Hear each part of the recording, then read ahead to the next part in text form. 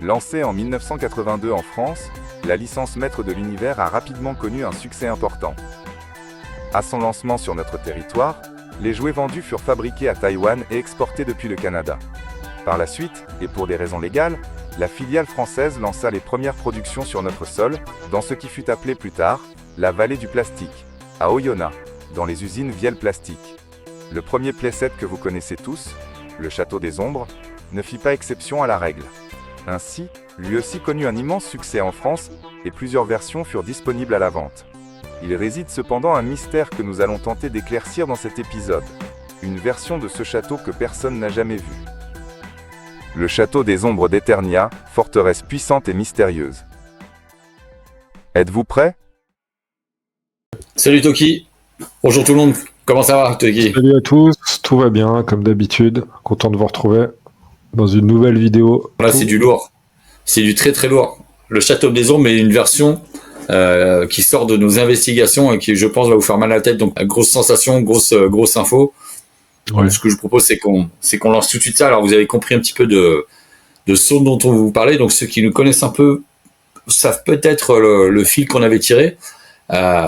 Et tenez-vous bien parce qu'on a fini de le tirer et on pense qu'on a quelque chose d'assez croustillant à vous proposer.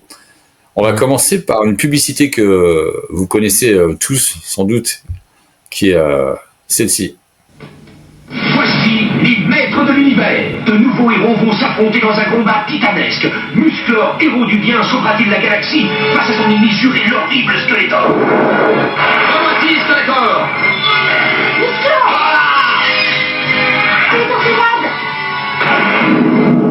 Skeletor a encore réussi à s'échapper. Musclor pourra-t-il sauver la galaxie des griffes de Skeletor, génie du mal, pour vivre de nouvelles aventures fantastiques des maîtres de l'univers? Donc suite à cette publicité, on connaît tous ce catalogue, donc qui promotionnait les jouets de cette gamme. Alors cette pub, moi je l'ai adoré. À l'époque, on en parlait avec Toki, c'était, t'entendais un petit bout de publicité, tu te lavais les dents, tu sautais devant la télé, parce que voilà, c'était pas comme maintenant, où il y a des pubs toute la journée, t'attendais déjà, il fallait que ce soit la période de Noël, enfin c'était particulier, donc ces pubs, elles ont quand même, pour nous, une saveur particulière. Comme ce petit catalogue, alors il est un peu vilain, mais c'est le mien, mais il est très, très intéressant, et donc, dans ce catalogue sont promotionnés les diverses, donc, les jouets qui sortaient à l'époque, avec le fameux logo TV, donc vous le connaissez, Musclor Sixpack avec le logo TV, magnifique, gros logo FR. Ouais. Son homologue Génie du Mal Skeletor, pareil, on voit bien le logo TV, c'est très clair. Ouais. Et puis également donc le féroce Dicre de combat, donc une monture de guerrier, pareil logo TV. Alors il est un petit peu différent, mais il est bien là, on le voit. Oui. Donc là on est sur du Made in France pour les 3 exemplaires. Et quand on regarde dans le petit catalogue qu'on vous a montré, alors on retrouve bien donc le Musclor avec la référence bien française, donc 247. Skeletor, pas de souci, 248, on valide aussi, il est là. Type de combat, 249, présent, il est là également. Par contre, Toki, Château des Ombres, 250, Château des Ombres d'Eternia. Exactement. Et là, on se dit, comment ça, d'Eternia? Le Château des Ombres d'Eternia, c'est pas ça qui a marqué sur les boîtes en général. Et là, toi et moi, on commence à se dire, mais est-ce qu'il n'existerait pas finalement une version française, peut-être que française, qu'on ne connaisse pas? Parce qu'il y a une référence qui Exactement. suit les autres et qui prête à réflexion quand même. D'autant que, comme tu me le faisais remarquer, on retrouve cette référence donc au dos du Alors c'est le Musclor Sixpack, mais c'est pareil pour le Skeletor, il est bien promotionné, Château des Ombres. Et sur le féroce, pareil, on parle bien du Château des Ombres d'Eternia, donc bon sang, il y a bien quelque chose. Et récemment, donc je tiens à remercier Sylvain de tout cœur, mon pote Sylvain, qui m'a offert ça, ce petit bon de commande. J'avais le catalogue, il l'avait en double et gracieusement il me l'offre. Qu'est-ce qu'on voit? Regardez ça, c'est un truc de fou. Donc c'est un bon de commande destiné aux détaillants. On voit qu'on a les 2 références de Musclor qui sont côte à côte. 5040, 247. Il y en a un, c'est Musclor. Donc on voit qu'il est promotionné dans la presse au cinéma. Un autre, c'est Musclor Héros du Bien, avec le référence française, promotionné à la télé. Vous avez compris? Pareil pour Skeletor, pareil pour le tigre de combat et le féroce. Donc là, il y en a. On verra après, il y a une différence entre les deux. Et pareil pour le Château des Ombres. Alors c'est incompréhensible, mais on peut bien valider. Il existe, il est dans le bon de commande. Ah oui. On sait que les bons de commande, c'est un truc qui était accurate. Donc, il n'y a pas d'autre possibilité que le fait que ce château ait existé, sans doute en quantité vraiment extrêmement limitée, parce qu'à l'époque, il était sorti pour qu'il puisse être promotionné dans la publicité Toki. C'est ça qui est important d'expliquer, en fait. Pourquoi on se retrouve avec les premiers emballages France? Alors, il faut savoir que c'est les premières fabrications françaises. Et le pourquoi du logo TV sur ces quelques exemplaires. Pourquoi le nouveau numéro de série, on va dire. Alors, le numéro de série, je pourrais pas vraiment l'expliquer, mais le logo TV, on le sait pourquoi. C'est-à-dire qu'en France, il y avait une loi à l'époque qui voulait que si on promotionne un jouet à la télévision, il fallait absolument qu'il soit fabriqué en France. Ça, c'est assez dingue. C'est ça. Alors, dans d'autres pays, ça posait pas de problème, que ce soit un jouet made in Taiwan et qu'on en fasse la publicité, mais pour la France, c'était important que les jouets à la télévision, c'était des jouets aussi fabriqués en France. Et Mattel France, du coup, a fabriqué ce qui apparaît dans la première publicité de la télévision, donc Musclor, Skeletor, le tigre de combat et le château des ombres. Et voilà pourquoi ces fameux logos TV. C'était par rapport à une loi. Et en parallèle, ce bon de commande donc montre aussi qu'on pouvait commander les versions standards de ces mêmes personnages. C'est quand même assez dingue. Et voilà ce que je voulais expliquer au niveau du logo, en tout cas. Mais ce bon de commande, il est fou parce que si tu te mets à la place du détaillant, tu sais pas qu'est-ce que tu vas commander, tu comprends pas, ça n'a aucune logique. On regarde les quantités par carton sont les mêmes, donc le conditionnement est le même, le prix est le même. T'en as juste un qui est promotionné à la télé, l'autre au cinéma, parfois dans la presse. C'est vraiment hallucinant. On est tombé dessus. Voilà, nous, merci encore Sylvain, ça a refait notre journée, quoi. Et donc sur la slide d'après, alors ça c'est vraiment ta partie Toki. Toi, tu m'avais expliqué comment ils ont créé les tout premiers boîtages français sur la base de ce qui venait des US. Donc là, c'est un exemple. Alors là, c'est pas l'exemple français, mais c'est ce qui était antérieur, puisque avant d'avoir ce qu'on a dans le bon de commande, le féroce tigre de combat, on sait que chronologiquement, on a eu cette version Taïwan, on l'a vérifié, qui est le tigre de combat, une monture de guerrier avec le code régular. C'est ça, c'est-à-dire que avant ces fameux emballages avec les logos TV, en tout cas pour le tigre de combat, on remarque qu'il y a une autre version. Moi, j'ai cru pendant longtemps que c'était une version qui arrivait après, jusqu'à temps de comprendre que c'était, encore une fois, du Taïwan dedans.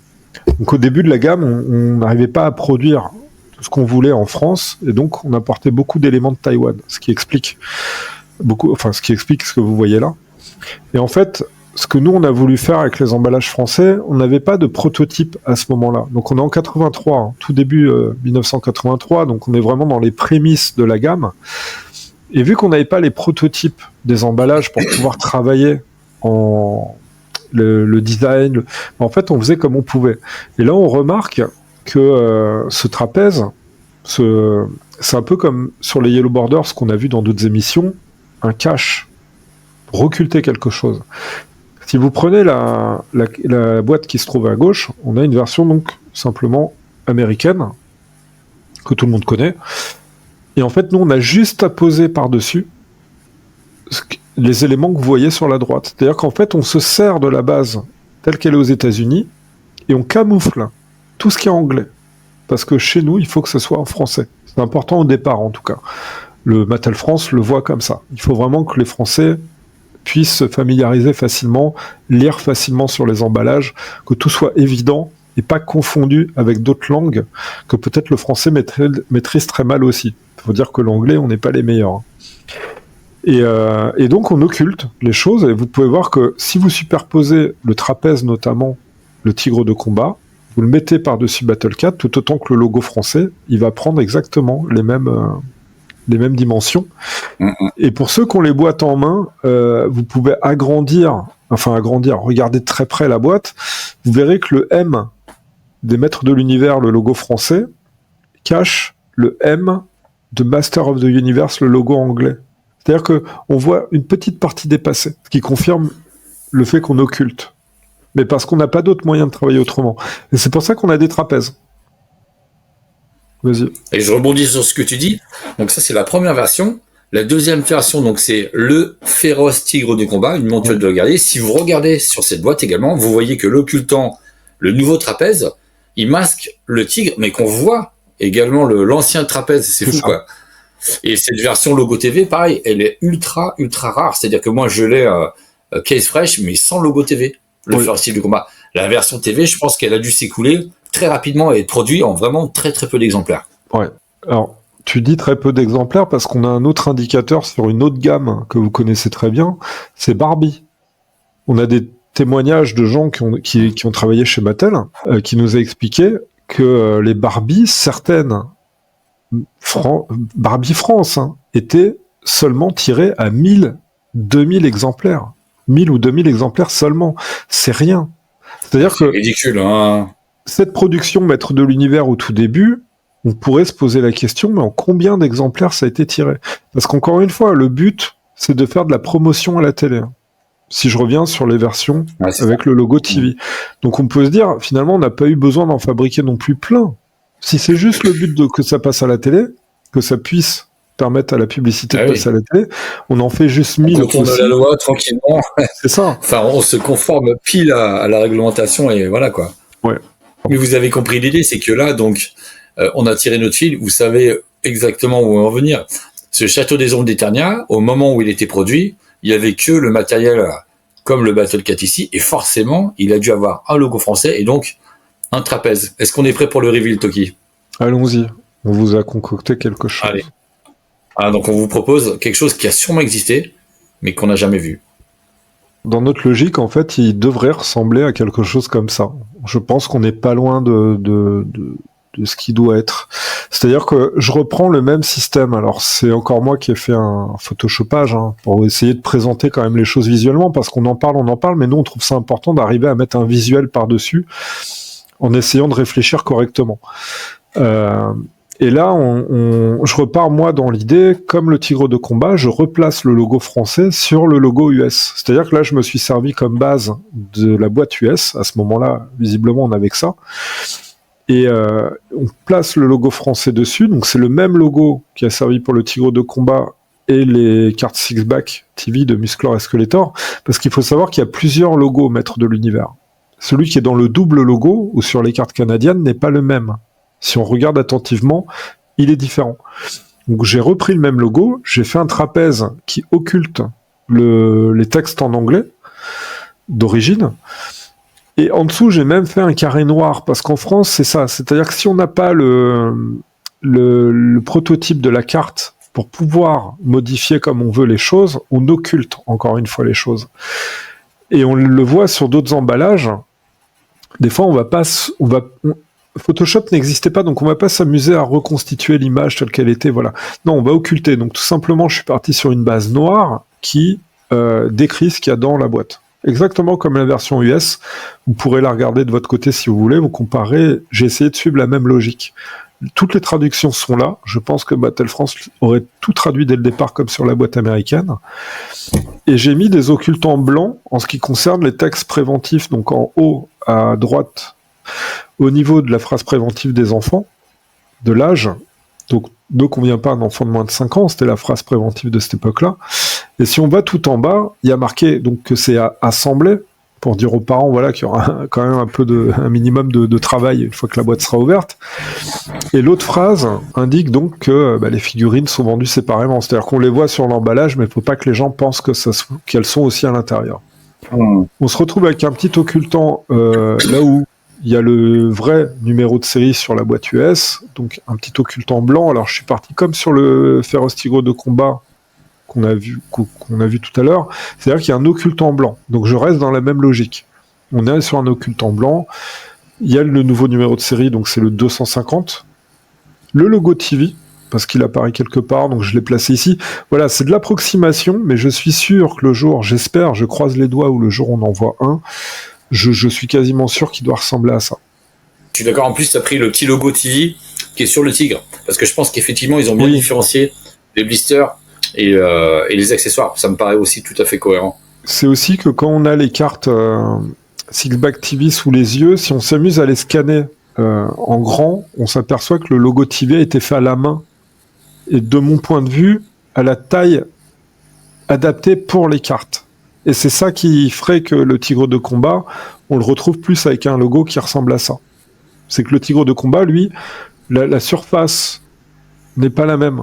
L'écart, la taille du logo Mattel. Donc là, je pars sur l'idée que c'est pas le même logo que sur les cartes TV.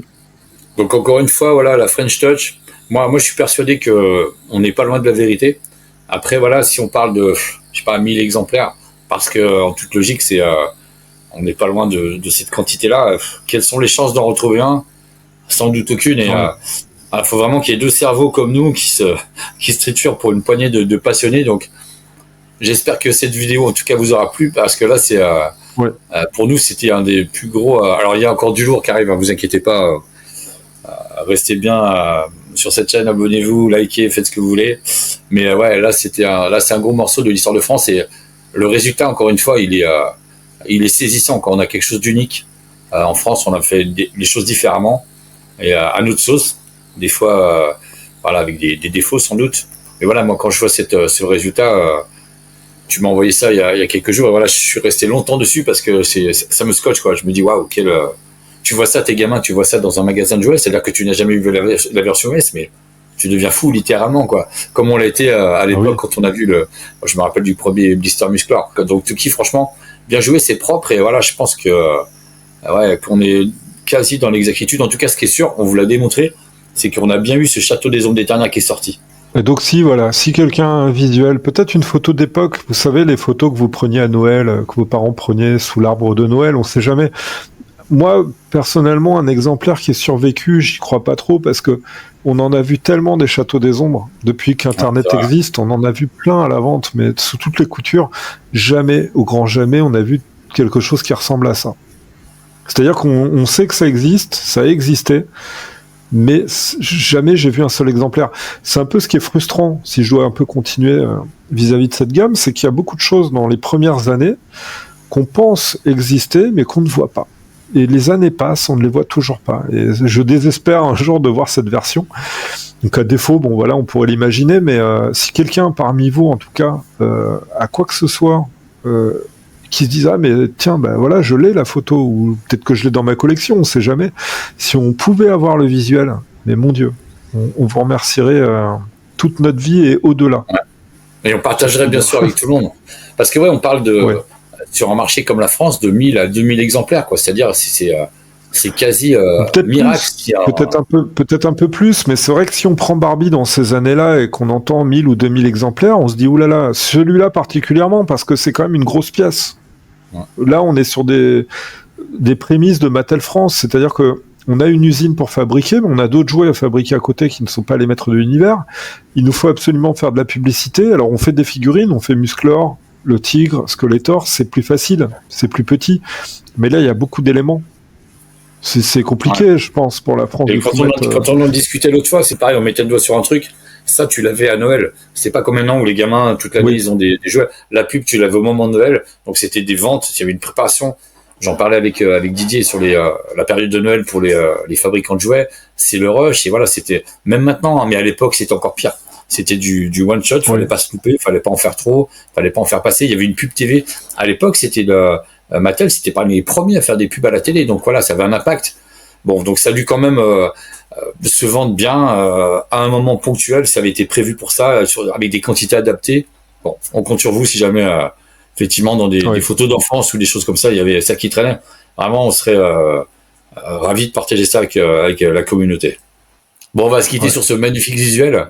Donc vous avez capté, voilà, petit format, mais comme on vous l'a dit, information quand même assez croustillante. Je remercie encore Sylvain pour son bon de commande. Sylvain, mon pote, ça m'a vraiment touché. Donc voilà, ça nous permet d'avancer. C'est ça le but aussi de la chaîne, c'est la communauté de partage d'informations, de visuels. Bon voilà, donc restez branchés parce que on n'a pas fini ces petits formats et ce qui arrive est sympa également. Toki, merci à toi, à bientôt. Merci à tous, à bientôt.